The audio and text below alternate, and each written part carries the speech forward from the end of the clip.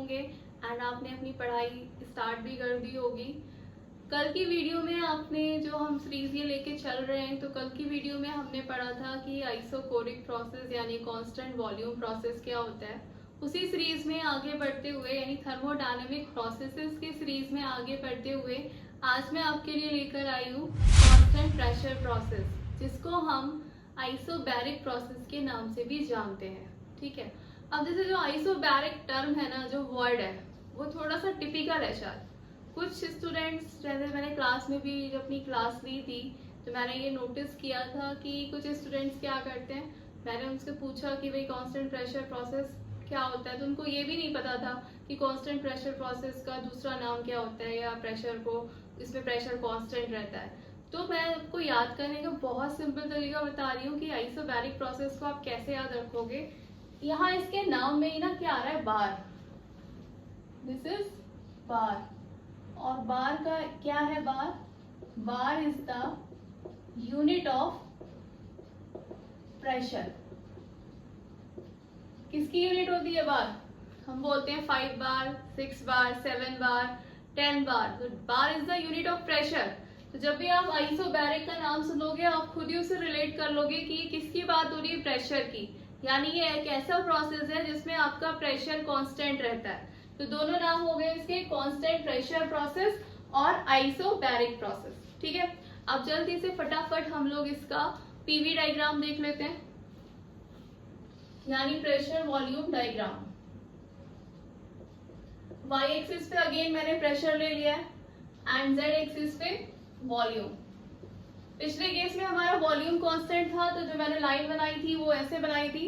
इस केस में हमारा प्रेशर कांस्टेंट है, तो लाइन कैसे बनेगी, हॉरिजॉन्टल, ऐसे ही बनेगी ना। प्रेशर कांस्टेंट प्रेशर की बात कर रहे हैं, तो ये आपकी लाइन कैसे आ गई, कांस्टेंट प्रेशर की हॉरिजॉन्टल। अब यहाँ आप क्या करोगे, प्रोसेस 1, ये प्रोसेस 2, 1 to 2 प्रोसेस हो गया अगेन।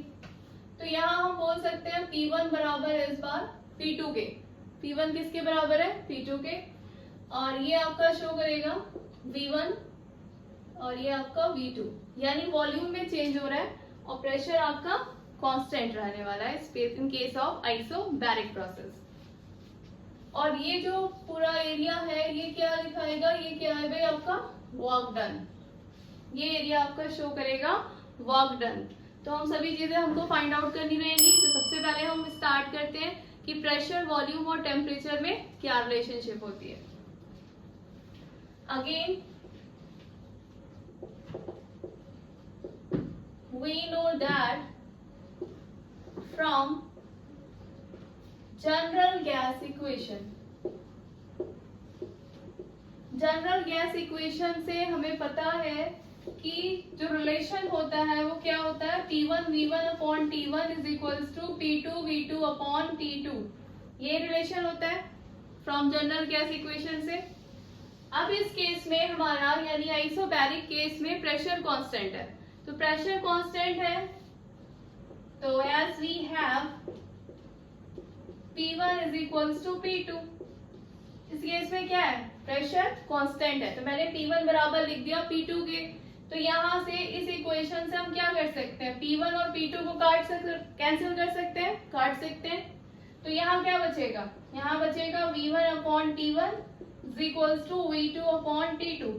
अब हम V वाले टर्म्स एक तरफ कर लेते हैं और T वाले टर्म्स एक तरफ कर लेते हैं। तो मैं ऐसे अरेंज कर रही हूँ, ये हो जाएगा आपका V1 upon V2 is equals to T1 upon T2। ठीक है, तो ये आपका रिलेशनशिप आ गया in case of isobaric process, यानी वॉल्यूम और टेम्परेचर में ये रिलेशन होता है in case of isobaric process. क्योंकि प्रेशर क्या है, प्रेशर तो कांस्टेंट हो जाएगा यहाँ पर, तो वॉल्यूम और टेम्परेचर में रिलेशनशिप निकल कर आ जाएगा। अब हम बात करते हैं वर्क डन की। तो वर्क डन का फॉर्मूला क्या होता है, again W is equals to PdV, dW is equals to PdV। अब हम यहाँ क्या करेंगे, अगेन प्रोसेस 1 to 2 है, 1 to 2 है। ठीक है, तो प्रोसेस 1 to 2 जब चलेंगे तो मैंने इसको इंटीग्रेट कर दिया इस इक्वेशन को ऑन इंटीग्रेटिंग। ये जो वर्क डन वाली इक्वेशन है इसको मैंने क्या करा, इंटीग्रेट करा, इसका इंटीग्रेशन करेंगे। तो ये 1 to 2 dw equals to 1 to 2 t dv, यही होगा इंटीग्रेशन करके। अब इस केस में क्या है, ये आ जाएगा w 2 to 1, जब हम इसको इंटीग्रेट करेंगे तो ये w आ जाएगा बाहर निकल कर, और w पे जब हम लिमिट्स लगाएंगे 2 to 1 पे, तो फाइनल माइनस इनिशियल यानी w 2 to 1 is equals to क्या आ जाएगा, ये t dv का क्या आ जाएगा, ये t v2 माइनस v1, यही तो आएगा।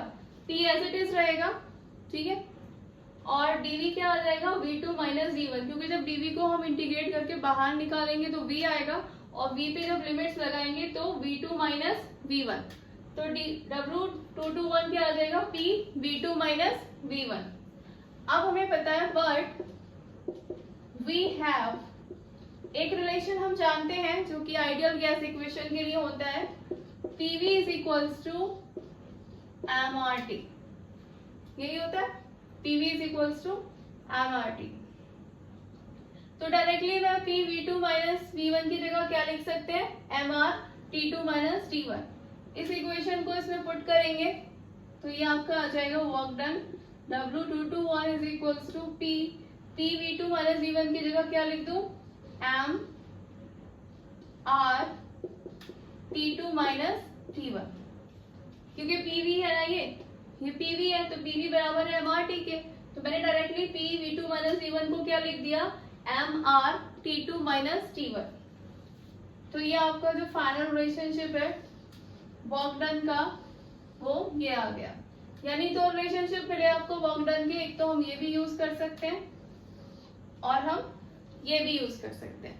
ये दोनों इक्वेशन आपकी वर्क डन की निकल आई हैं इन case of constant pressure process, ठीक है। अब वर्क डन के बाद बात करेंगे हम इंटरनल एनर्जी की। तो इंटरनल एनर्जी लिख लेते हैं,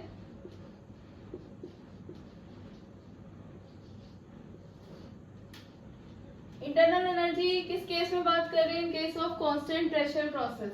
तो यहाँ du क्या हो जाएगा, du is equals to mCp/dt। यहाँ पर Cp क्यों हो गया, क्योंकि ये Cp इसलिए हो गया क्योंकि हम कांस्टेंट प्रेशर की बात कर रहे हैं।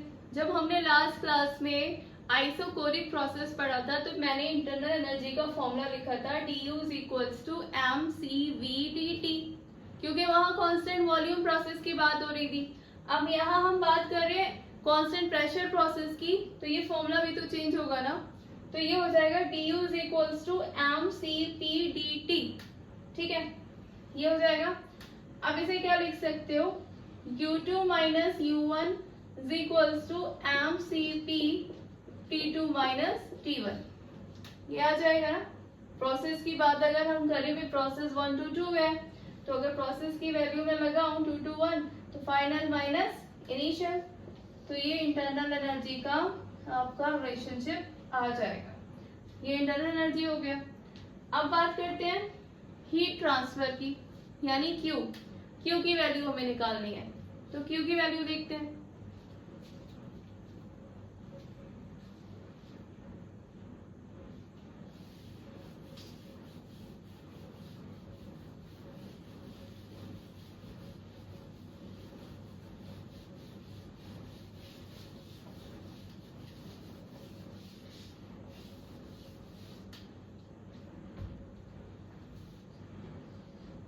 क्या होता है Q का formula, dq is equals to dw plus du।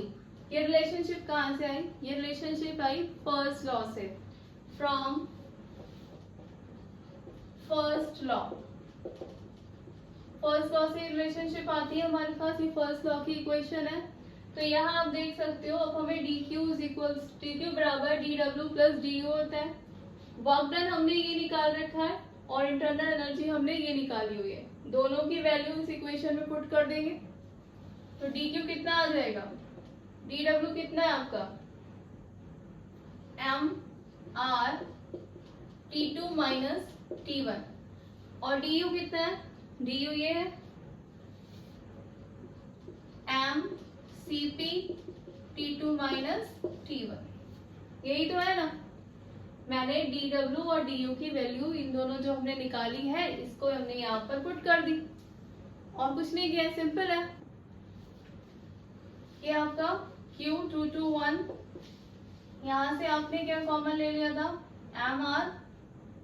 m T2 minus T1, m T2 minus T1, और यहाँ पे आपका क्या बच जाएगा अंदर, R प्लस Cp।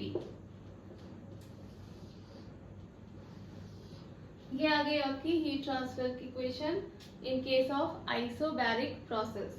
ठीक है, तो Q221 is equal to m T2 minus T1, मैंने m और T2 माइनस T1 बाहर निकाल लिया है, अंदर आपका क्या बचेगा, यहाँ पर R बचेगा और प्लस Cp।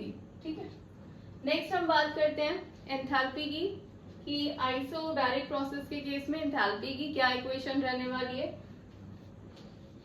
तो H इज इक्वल टू क्या होता है, U प्लस PV, इसे हम लिख सकते हैं, प्रोसेस है तो H2 माइनस H1, U को लिख सकते हैं यानी इंटरनल एनर्जी को लिख सकते हैं U2 माइनस U1, और PV क्या होता है, PV को हम W221 यानी PV क्या होता है, वर्क डन ही तो होता है, ये लिख सकते हैं। अब ये H2 माइनस H1 ऐसे ही रहने वाला है, U2 माइनस U1 की जगह हम ये लिख देते हैं, तो ये आ जाएगा mCp T2 माइनस T1, और W221 कितना आया था हमारा, ये PV2 माइनस P1V1। ठीक है, ये लिख सकते हैं। ये आपका जो फॉर्मूला आ गया, ये किस केस में आ गया, आपका एंथैल्पी के केस में। और P2V2 and P2V2 minus P1V1 को हम ऐसे भी लिख सकते हैं, mR T2 माइनस T1। तो अगर मैं इस इक्वेशन को चेंज करना चाहूँ तो H2 माइनस H1 जो है वो हम mCp T2 minus T1 plus P2V2 minus P1V1 की जगह क्या लिख सकते हैं, mR T2 माइनस T1, ये भी लिख सकते हैं। ठीक है, तो ये भी आपकी इक्वेशन होगी। ठीक, तो यानी आपका in case of isobaric process आपने देखा कि किस तरीके से प्रेशर, वॉल्यूम एंड टेम्परेचर में रिलेशनशिप रहने वाली है, वर्क डन क्या होने वाला है in case of isobaric process, then आपका इंटरनल एनर्जी का फॉर्मूला क्या रहेगा, हीट ट्रांसफर क्या बनेगा, और आपका एंड में एंथैल्पी का फॉर्मूला ये आने वाला है। ये आपका second process of thermodynamic process का पार्ट कंप्लीट हो गया है। इसके बाद आप जो नेक्स्ट वीडियो में पढ़ोगे वो रहेगा आपका आइसोथर्मल प्रोसेस। तो मेरी वीडियोस को वॉच करते रहें, अगली सीरीज में हम आगे ऐसे बढ़ते रहेंगे। तो मेरे चैनल को सब्सक्राइब कीजिए, और अगर आपको मेरी वीडियोस पसंद आती हैं तो लाइक कीजिए। Thank you.